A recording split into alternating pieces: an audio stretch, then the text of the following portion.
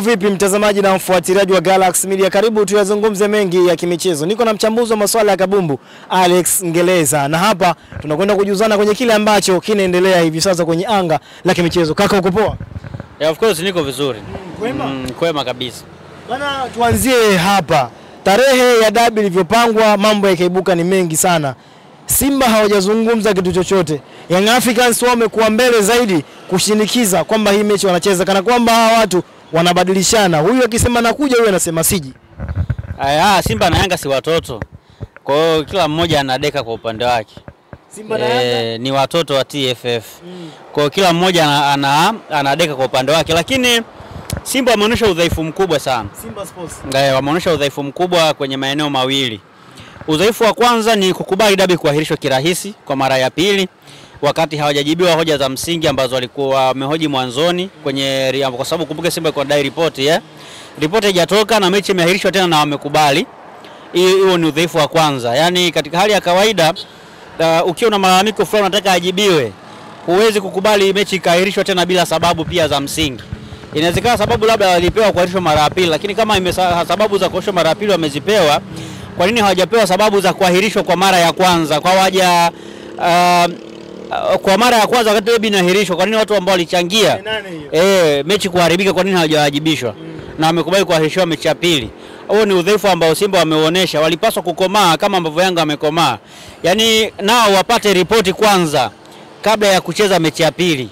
Na sasa hivi wamekubali mechi imeahirishwa tena mbele. Maana yake ukishakubali mechi iahirishwe isogezwe mbele, maana yake uko tayari kucheza. Unajua Yanga wao kwenye malalamiko yao walikuwa hawajataka kujua tarehe nyingine, walikuwa wanataka kupata ripoti kwanza ya mchezo uliopita. Baada ya kukosa ripoti, akataka watu ambao wamekosea, ambao wanaamini kwamba walisababisha mchezo usichezwe waajibishwe. Na tumeona wamewajibishwa. Almas Kasongo alitajwa kwenye barua ya Yanga, kasimamishwa. Steven Mguto kajiuzulu. Onuchi kwa nafasi yake hawezi kufukuzwa kazi, anajiuzulu.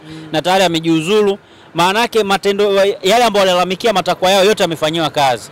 Lakini kwa nini ya Simba hawajafanywa kazi na wamekubali mchezo uahirishwe tena mpeleke tarehe nyingine? Maana yake ni udhaifu ambao Simba wameonyesha kwenye uongozi.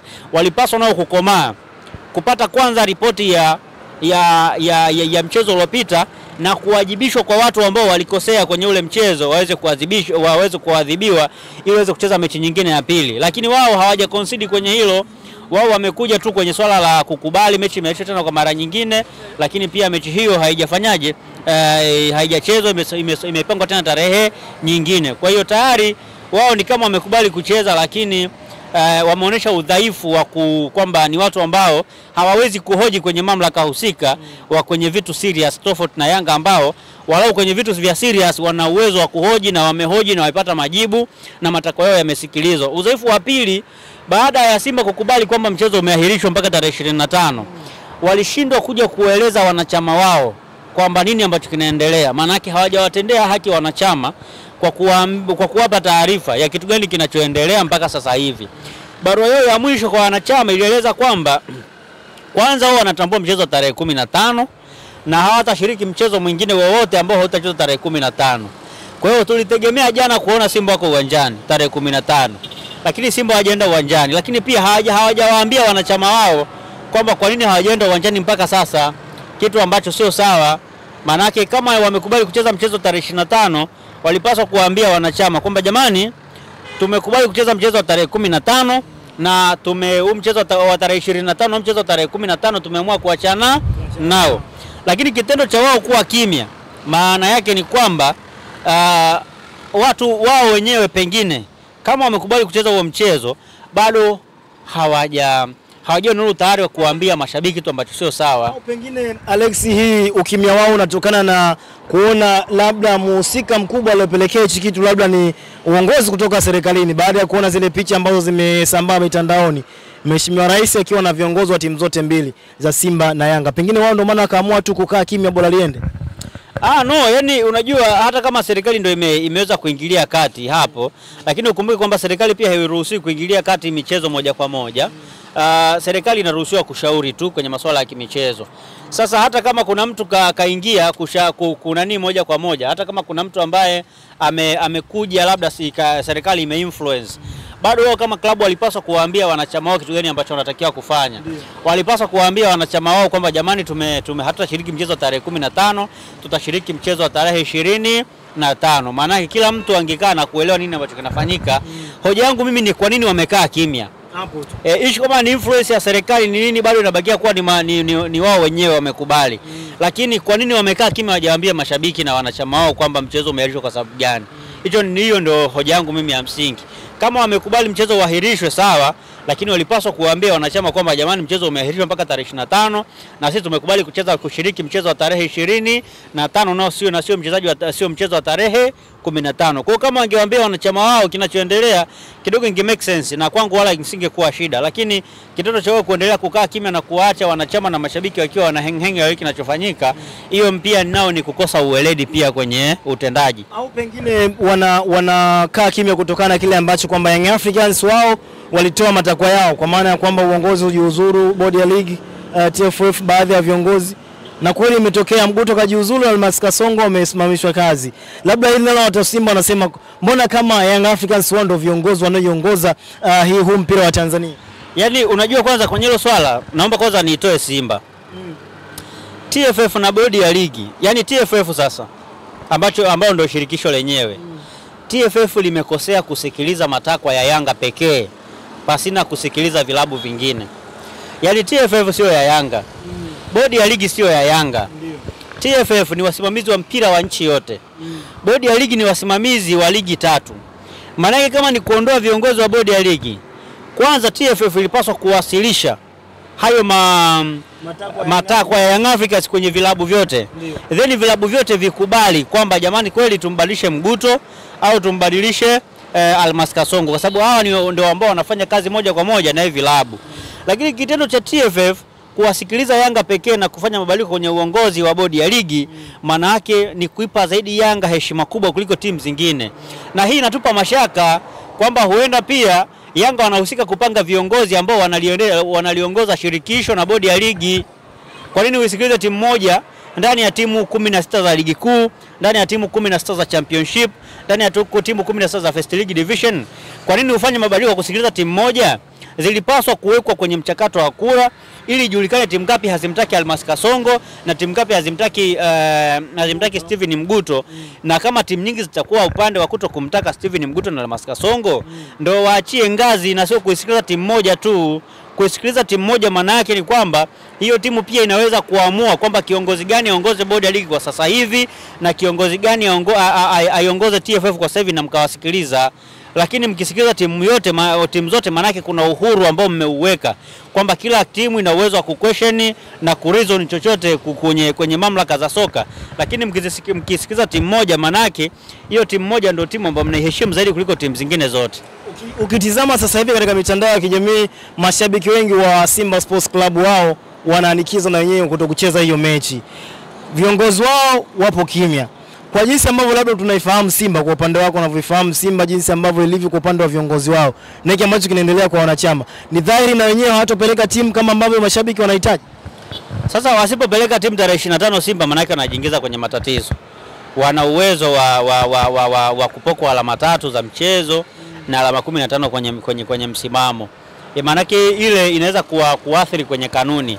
Lakini ambacho Simba anaweza kukifanya nao pia ni kugoma kwanza kushiriki mchezo wowote mpaka apate ripoti ambayo ilisababisha mchezo ule ukaahirishwa, na watu ambao waliwazuia wao kuingia kufanya mazoezi wawajibishwe.